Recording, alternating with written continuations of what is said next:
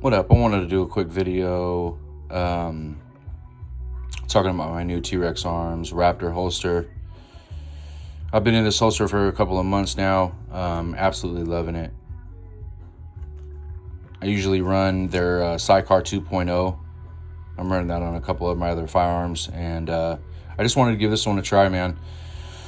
I wanted to see how I'd feel about not having the spare mag. Obviously with the Sidecar 2.0, it kind of gives you the ability to take it off and not always have to run that, but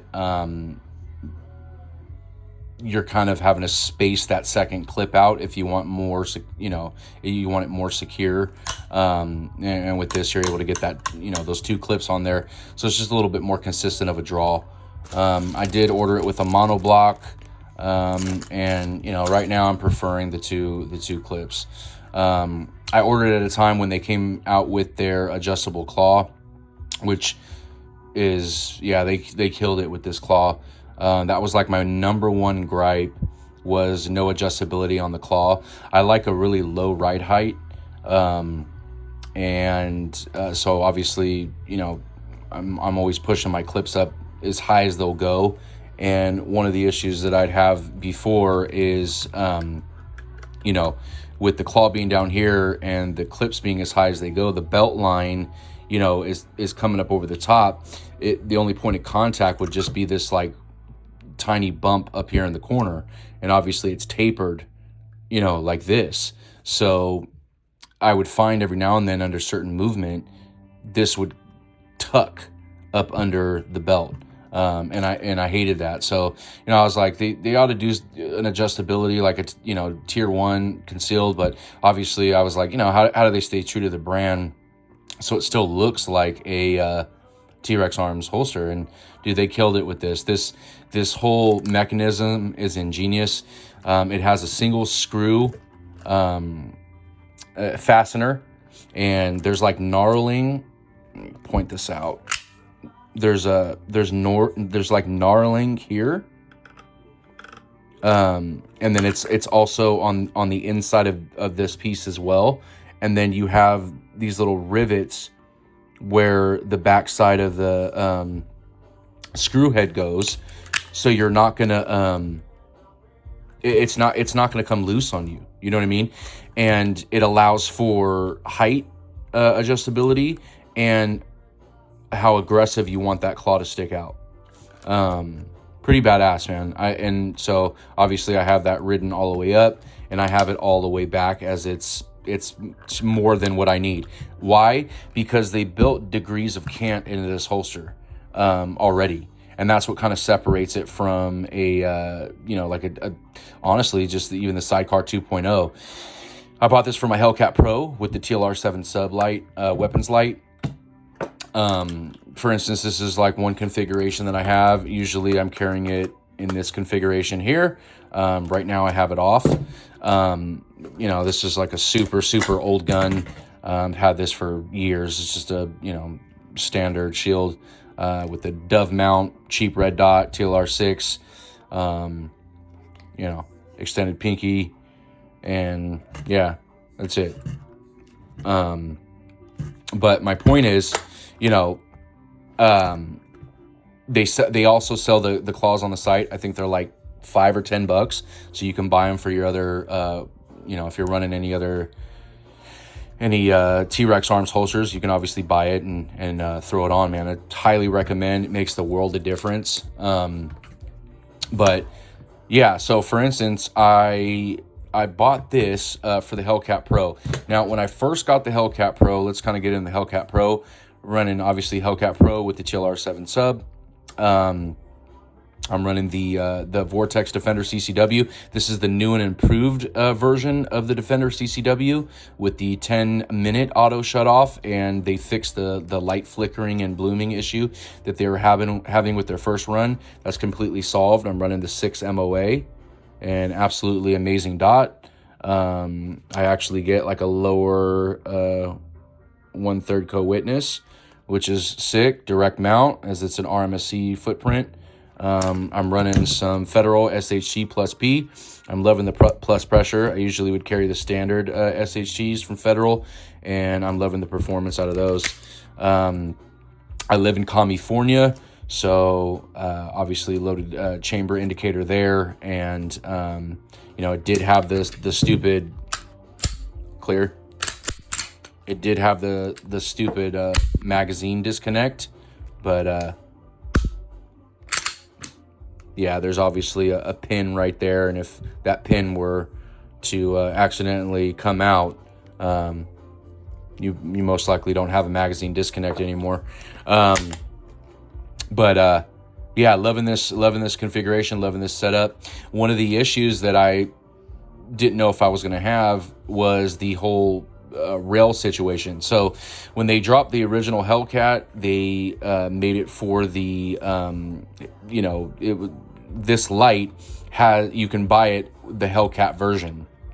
However, when they made the Hellcat Pro, they changed the rail to a 1913 rail. So if you order the light, just get the 1913 version, and in the box as a number 5 key, put that key on there, and you'll actually get better better lockup against the trigger guard.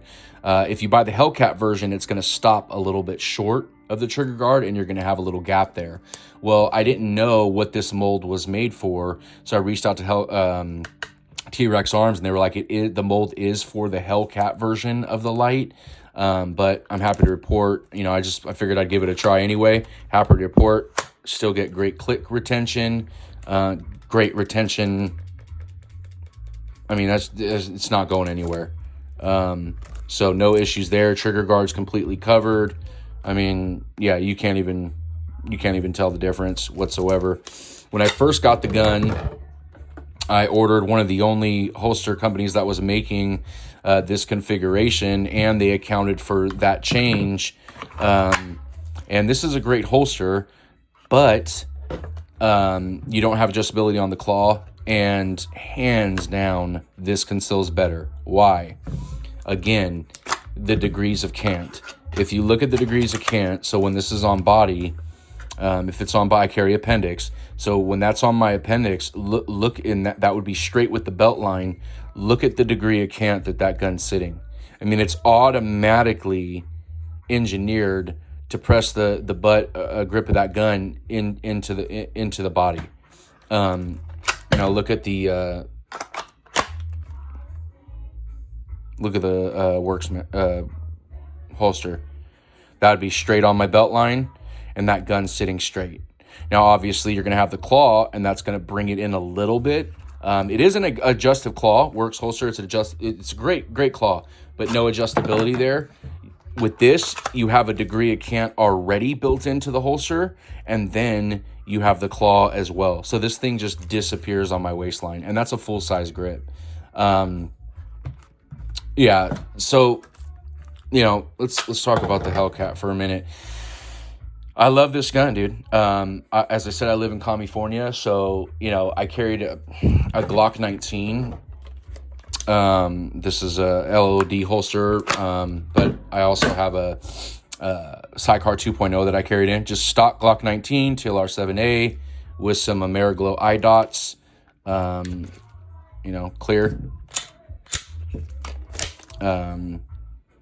Nothing crazy. I have a